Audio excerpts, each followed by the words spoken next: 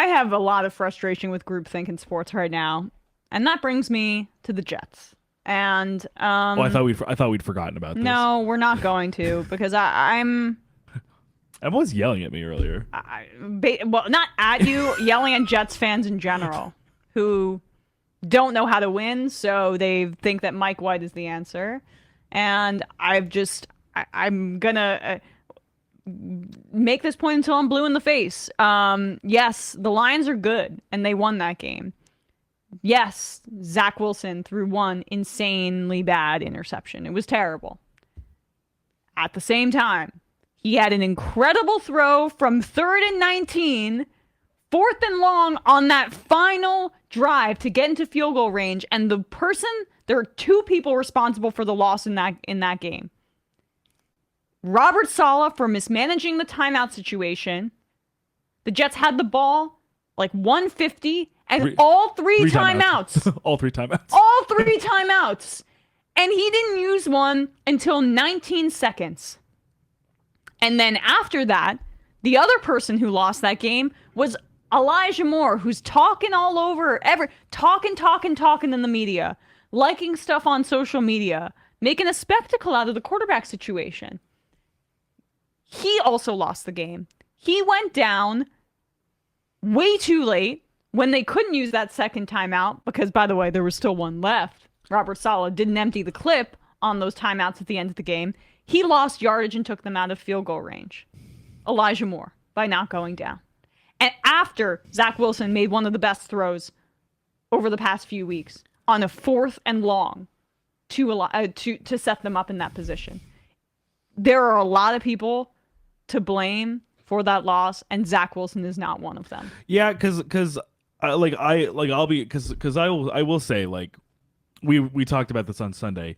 He had a bad interception for sure, and that one throw where he was basically off balance and kind of threw it way up in the air that Michael Carter kind of like caught it like it was like a volleyball basically. Yeah. Like, yeah, those plays were still there because this is the same guy who is still struggling with his fundamentals. Mm-hmm. But that doesn't, in my view, completely obscure or shroud the fact that he made a few real high-level plays in difficult situations that, just from a purely athletic standpoint, a guy like Mike White couldn't make. And I think what I was trying to say to you, I was saying to you earlier, that 50-yard throw, Mike White could never have made that throw. Right, and that is like scrambling to your right, throwing a cross body all the way downfield. Like, it was a really athletic, really impressive play. And I just like the frustrating thing for me, both as a fan and also just as an observer, is that these two quarterbacks, almost if they could like combine their skill sets, would be a good fit because they possess what the other lacks. Mm-hmm. White has a high floor because he's accurate and can just basically stay in the pocket, make his reads, and dump off the ball. Zach Wilson struggles with that part, but can make very, very difficult high variance throws and make them kind of seemingly with ease. And while one has a higher floor, you can't. I would bank on the guy who can make more difficult throws in difficult situations like that to try and develop fundamentals over a guy who just doesn't possess the athleticism. And when you're a 25-year-old, 26-year-old quarterback, you can't develop that athleticism. It's just like that. That's at some point you come with. You can't develop that arm. Zach Wilson's 23 years old. He looks like a baby because he is one, and yet they're treating him like this is year 4 and it's time to give up. He's also had injuries. Both last year and this year, Zach Wilson has been injured and takes some time to catch up, learn the fundamentals. There are two different standards that are currently being applied. And I heard Zach Wilson after the game when they said they were trying to say, basically, are you happy with your play? And he was like, no, I need to go back in the film room. And he's saying all the right things at this point. You see him embracing Garrett Wilson at the end. Garrett Wilson was clearly giving him some sort of pep talk in his ear. I think the whole locker room thing is really overblown. And the reason it got to this point is because Robert Saleh chose to allow this to play out in the media. He could have squashed it way earlier. He could have squashed it. He could have spoken to his receivers who were saying all this crap and said, keep this in-house, guys. And he let it spiral and get out of control and let the fans dictate personnel decisions for the team. sometimes people from the outside, and I say this as someone who's a fan of the other New York team, like I was sometimes getting really frustrated where I wanted them to bench Eli Manning, right? But they chose and try out Geno Smith at that point, and they ended up benching Eli, which I thought was the right move. And this is when they were a little Jets-like. Geno played.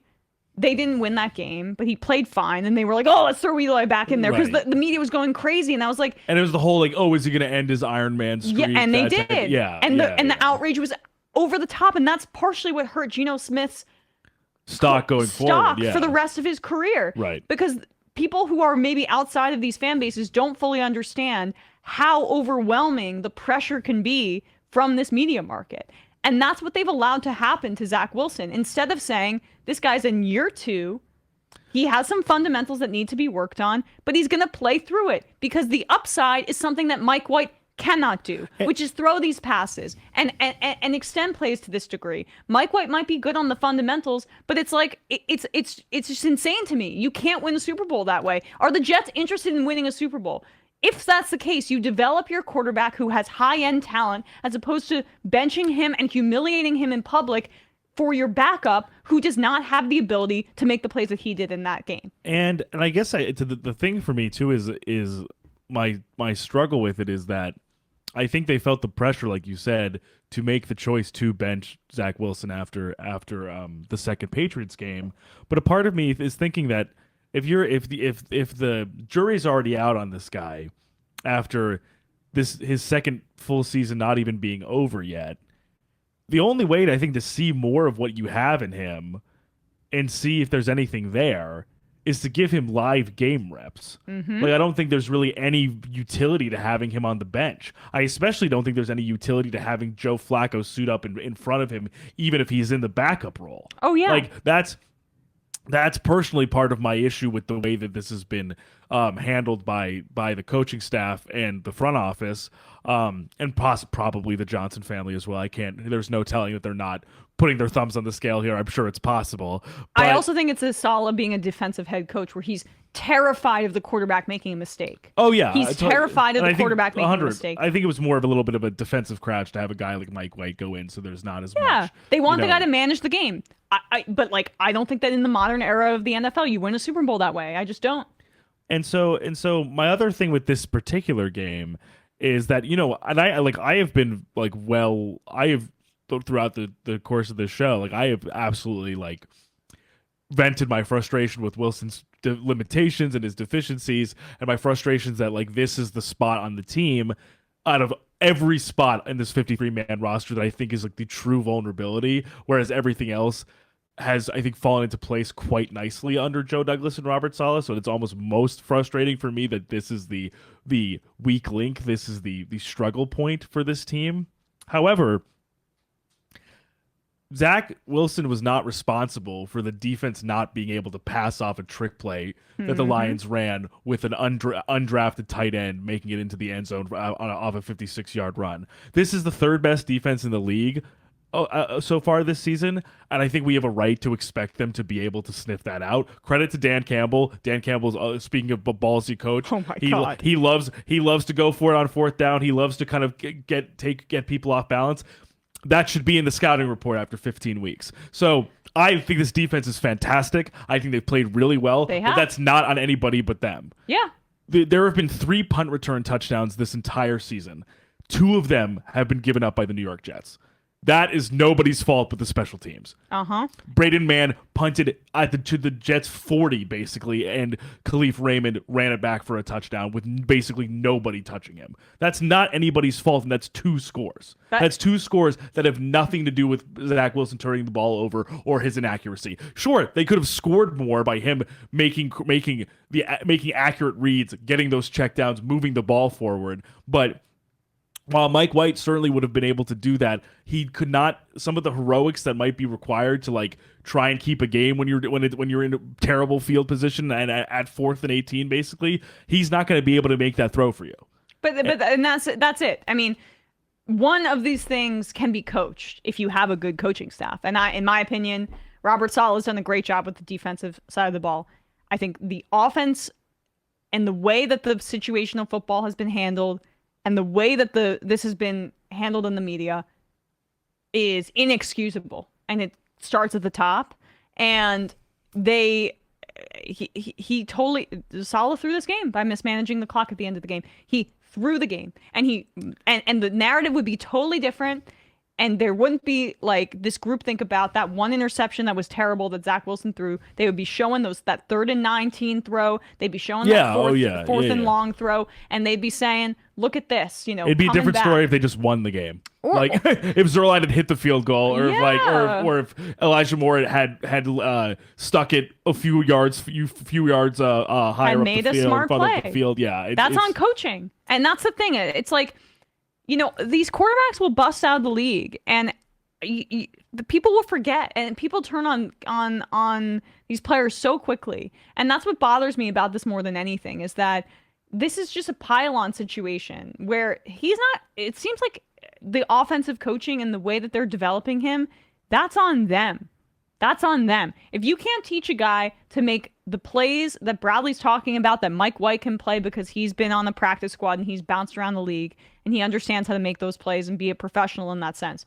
He was taught to be a professional. It's not like it came innately to him. He was taught to be a professional and know how to go through those reads and figure out the small things about the game.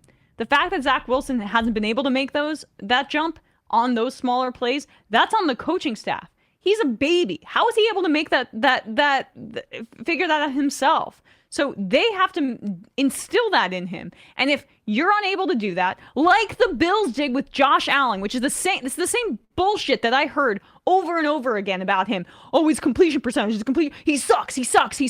Because these are fans that don't actually watch football. They just look at the scorecard and they look at PFF, and then they make a determination about, oh, this is why Tua is the best quarterback in the league, apparently, too. They write these guys off instead of saying, if you have a high-end talent and you have an arm that can make throws, this is the kind of player that you can become if they're developed properly. But that's not the situation with the Jets right now. And I'm furious about it because I feel like I'm the only, there are very few people who are actually saying this, and they're getting shouted out and shut down when, frankly, this is the truth of the situation. And I know that it's easy to get into counterfactuals just in terms of like kind of being like a hand-wringing thing, or kind of a complaint. Like it can function as a complaint, in that degree. Like I understand that, but I am curious. Like, I wonder how this would be treated if like Zach Wilson was playing the exact same way for like the Jaguars or the Panthers. Well, Trevor Lawrence was having a terrible start to the year, but you don't hear anything about it because it's the Jacksonville market, and now he's playing amazingly. And I understand he's different. He's right. He's built in a lab to be quarterback in terms of how he looks physically and his skills. But he was missing guys a lot too, and they stuck with him. So I don't know. It's just the whole process has been insane to me. But like I do want to give the Lions some credit here. Unless you want to add something really quickly, Bradley. I'm sorry. I know I'm talking more about the Jets than you. I'm just pissed. It's really more. I think what I want to express is that a lot of this is more a matter of process and like long-term outlook than me actually like thinking Zach Wilson is like the future for at the quarterback position for the Jets. And I think just there are things where I just sometimes feel like certain players would get a longer leash for for a certain level of play, and that I just think it's a problem, I think, around all Big Four sports leagues, that no patience is really given to any like developing player because of certain like short-term wants or needs or desires from a franchise. And